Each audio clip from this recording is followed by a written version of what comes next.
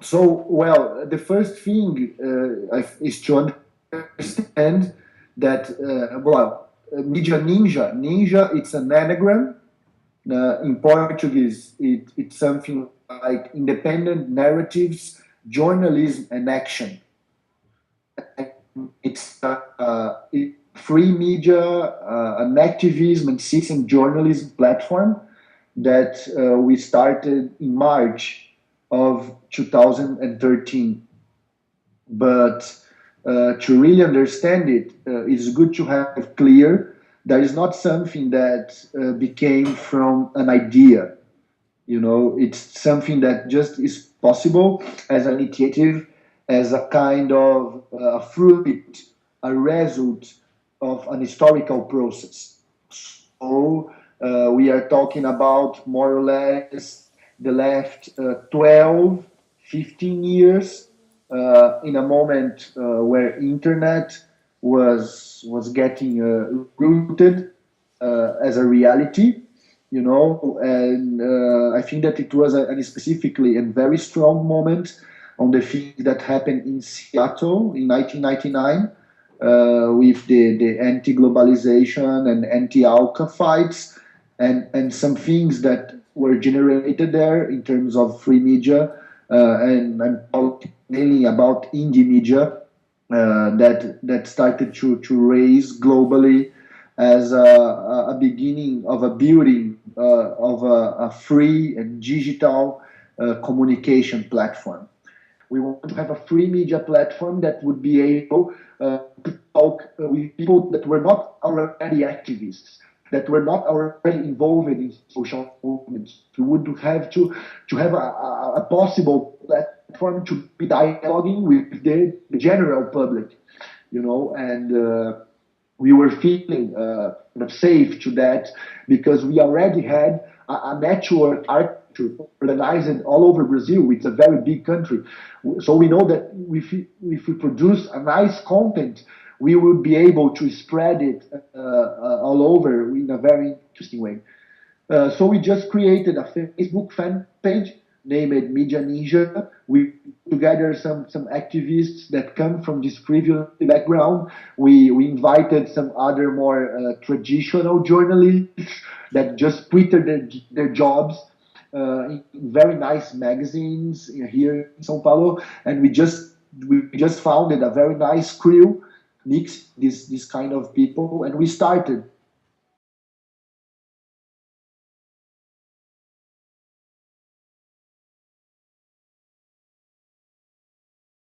I think that it's kind of similar to what you have on the US. If I but we have a very monopolized media system. You know, there are some studies here in Brazil that they had some numbers that are like 7 families are running like 97% of the Brazilian infrastructure on media, talking about TV, open TV, radio, and printed press, magazines and newspaper, And if you do a map, a visual map, visualizing the federal deputies and the senators, and if you look to the small cities and who runs the affiliated, which means the stations that are distributing the information that are being produced on the capitals, they are pretty much the same people.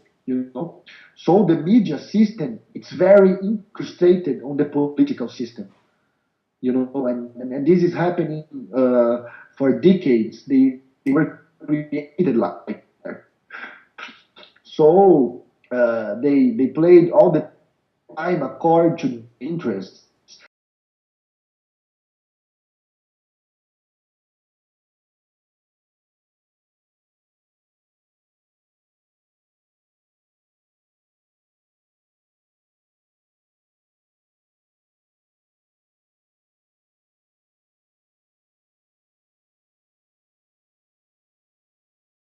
It was always very difficult to have a free media initiative with the capacity to talk to lots of people.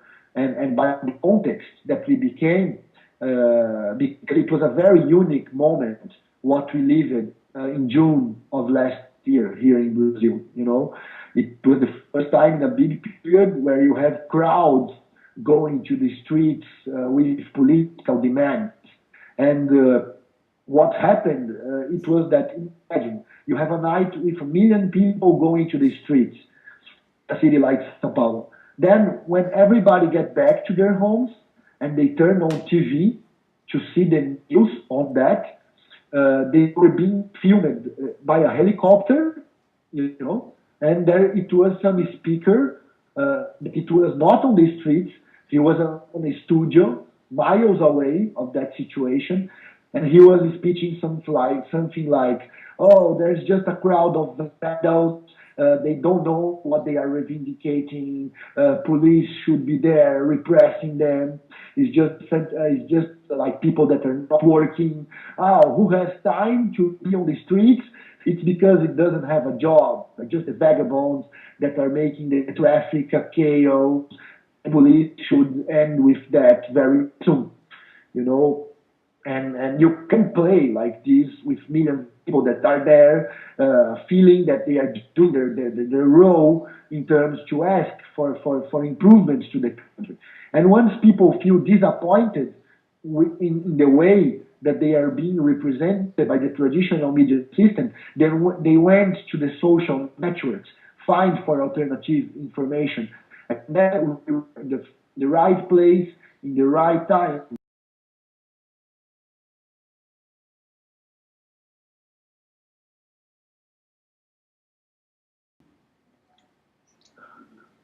Yeah, it was a new concept that started to be discussed here in Brazil after media. That's what we call the media activism. You know, so I believe that what we are doing is journalism. I believe that somebody that's taking a picture and publishing on our page or in our site, yes, it is journalism. But I think that this is more related to the discussion about what you want to understand, what information is.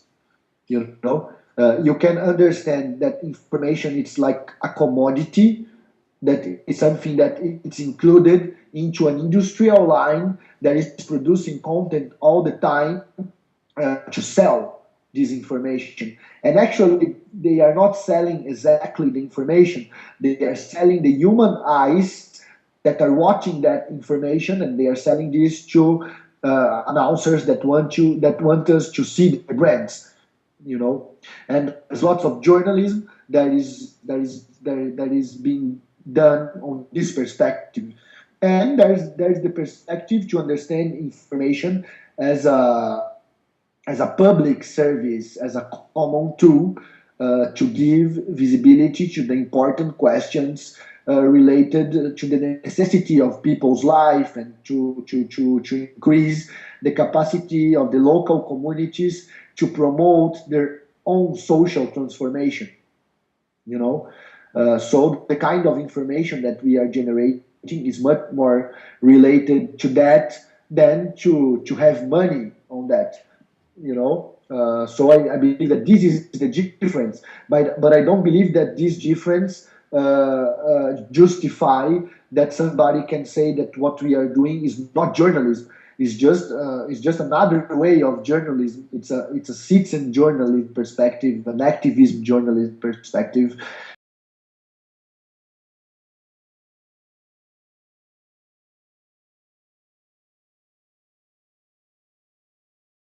This is something that the traditional Brazilian media they always keep saying that, we are objective, we are impartial, and like, hey, hello, everybody knows that that is not. That according to their interests they will work on that. So we prefer to do the opposite. We assume we are not doing objective journalism. We are doing a point of view journalism.